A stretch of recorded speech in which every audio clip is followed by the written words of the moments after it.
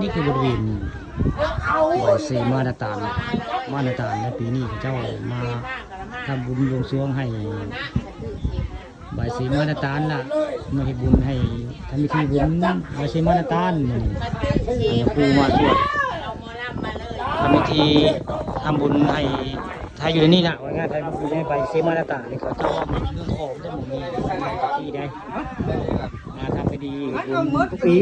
ประจำปีของธรรมดาเนี่ยเหตุปกครองของท่านผู้ยิงวิวันนี้ผู้ข่าวฝันฟังชมบริเวณบริเวณงานกับเจ้าได้นี่แหละคือพื้นที่ของใบเซมานาตานละมงใครเกิดมาก็เห็นรถมงใบเซมานาตานอย่างนอนใบเซมาเนี่ยนี่นะใบเซมานาตานไม้ทั้งปลายตัวนี้ไม้ทั้งปลายได้ไม้ปลายมันจะแตกผสมบูรณ์แบบคนใดมันจะแตกมันนี่ผสมบูรณ์แบบคนใดมันแตกใบแล้วแต่วันนี้มันค้นพบได้มันนี่มืองานอันมือมาทำบุญในงานนั่นใบสีมาตรฐานมาพบอีกใบนึงเป็นแบบที่เก้านี่มันที่เก้าได้เขาจะกำลังคุดอยู่ได้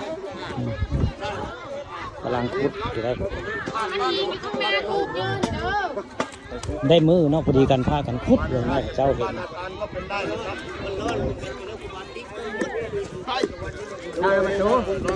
จุดทุบมันเล็กกระบอกมือนี่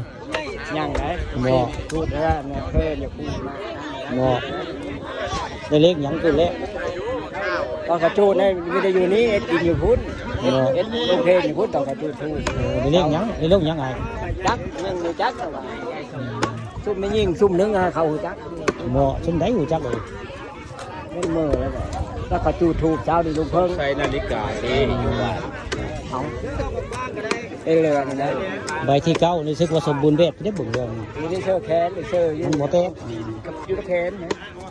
รับคอยตามนั้นเลยหลังบ้านนี้พุทธไปบ่าวคุณเพนนี่บ่าวคุณเพนทั้งคนเด็กนี่เคยหน้าตาอยู่นี่บ่าวคุณเพนคือหน้าตาเนี่ยพุทธบาซีมา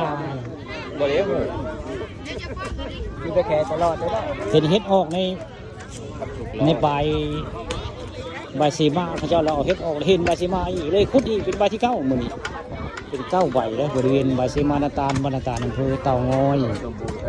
มือในคนพบอีกใบซีมาอีกใบที่เก้าคาดว่าสิมีหลายใบยี่ดอกบริเวณนี่ก็เป็นคุดหาเลยภาษาต้องไปนี่คอยว่าสิมีหลายได้เพราะว่าสิมีหลายเห็นไม่เลยได้ไก่อันเดี๋ยวยังสบายนะแต่ไปนะเก็บมีกระเด็ดนี่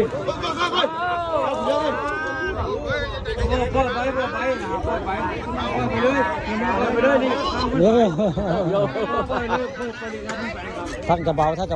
ท่านเมงกระเบา